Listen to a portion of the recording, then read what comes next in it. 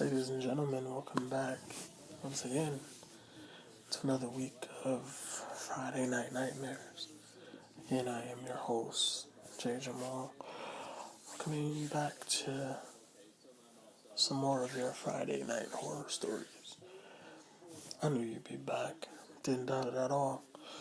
Prince again had his reservations, thought maybe some stories are a little too heavy for some people, especially starting right off the gate.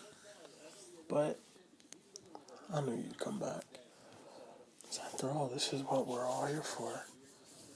Best chills and thrills every Friday night. Get your weekend started off right. So why don't we get into tonight? But first we gotta take care of business. Those who are new here, make sure that you like and subscribe. Stay connected. Come back every Friday. See what we're talking about then. It's another special time for us because daylight savings time is over. It means that darkness falls a whole lot sooner. And when darkness falls a whole lot sooner, darkness lasts a whole lot longer. But darkness isn't something that we're worried about, right? You wouldn't happen to be afraid of the dark. Just look at all this stuff. Nobody lives here. Nobody's ever lived here. Just go get it, Johnny says, and he makes sense. The grass around the abandoned lot surely hasn't been cut in years. There's more do not disturb signs today than there was a month ago. This place surely feels as creepy as it looks. $10 says something died here. Or someone. So I'll be damned if I was gonna be next. Nah, man, not tonight. I can't even see where it went. Johnny and I were playing catch with the baseball he caught with his dad at the first Dodgers-Angels game of the season. Even though I'm a lot stronger than he is, I thought I'd be the one to throw the ball over the fence. But it was him. My jaw and my heart hit the ground before the ball did. You throw it, you get it. That's always been the rule. Always. But this ain't not tonight. Not in front of the paint house. And I wasn't going. You ain't scared. It was your idea to come down here anyway, Johnny. So you go get it.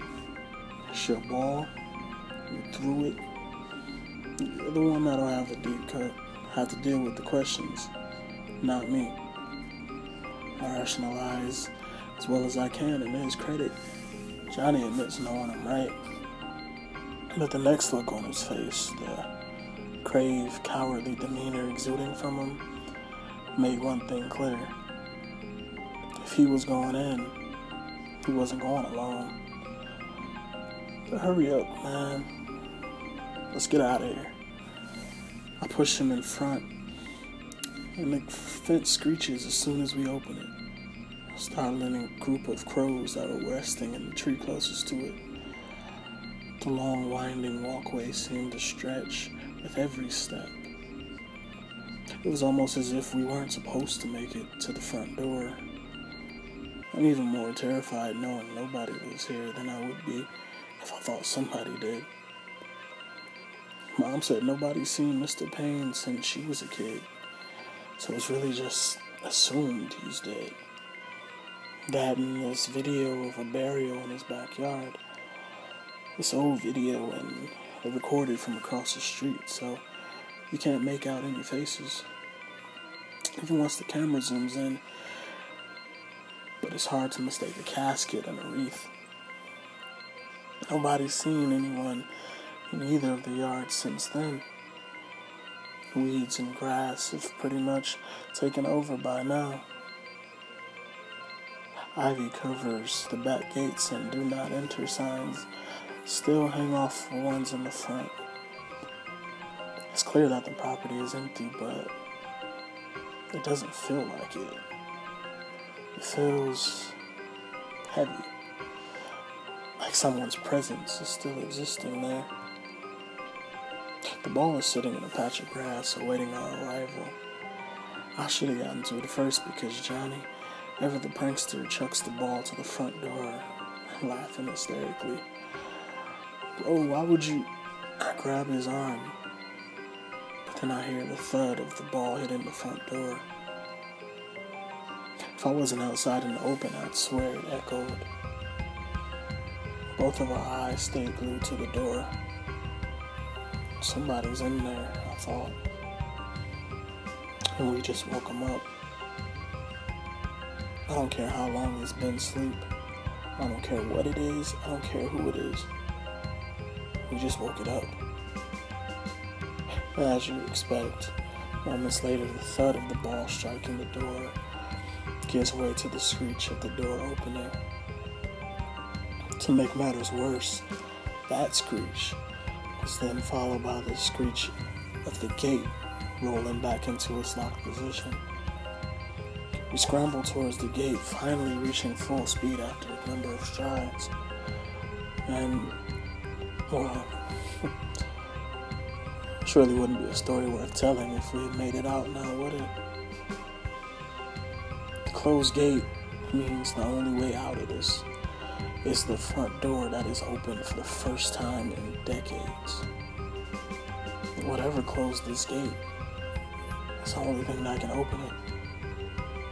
Reality sets in as we start to make our way back up the ridiculously long walkway. That weight I felt walking on the way up feels like a ton of bricks now. You know we gotta go in there. You know that's the only way out. I stay solemnly. Johnny doesn't even answer us. Eyes fixed on the darkness behind the now open door, he just nods and walks. The crows that were resting in the trees are now circling the house. Ominous doesn't even begin to describe it. All that was missing was a little bit of thunder, some lightning, some rain and screams, and you'd have a hell of a horror story. You go first. Nah, you go. Just go first. Are you kidding me? You threw it. You're lucky I'm coming at all. He went first. Johnny knocks on the half-open door just to make sure whatever is on the other side is ready to kill us, I guess. And when he says hello, it echoes through every story of the house. There seemed to be some movement in one of the top stories once he spoke, but we couldn't make out what it was. The sound began making its way down the stairs, so we made our way back down the stairs of the porch. And before we knew it, an even bigger flock of crows flew through the door right at us. He screamed, I screamed, we both ran to the middle of the yard, crouching before they flew overhead. Once they were gone, we looked up at each other and laughed. I guess both of us finding solace in the fact that the other one was just as scared. In that moment, everything was okay. We didn't even notice the door swinging back open, or the darkness waiting for us behind it. It's funny how laughter does that sometimes. It makes you forget how much danger you're actually in. But once the laughing is done, once the joke is over, the minute you turn back around, you're staring right at a figure standing in the darkness you're headed straight into. An even darker, terrifying figure. And this even darker, terrifying figure is made all the more terrifying because it's staring back at you.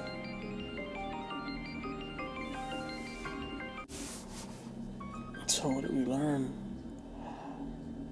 Well, every action has an equal and opposite reaction.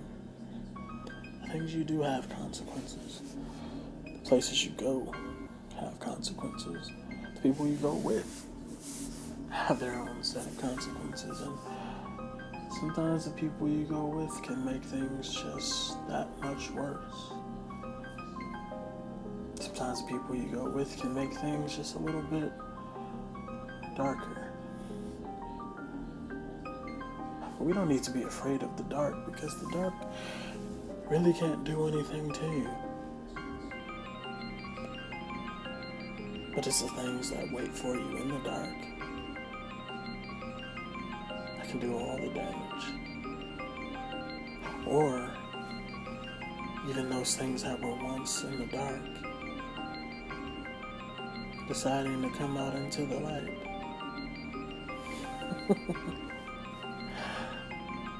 I wonder what darkness awaits us next week. I guess that means you're gonna have to come back and find out. See you next time.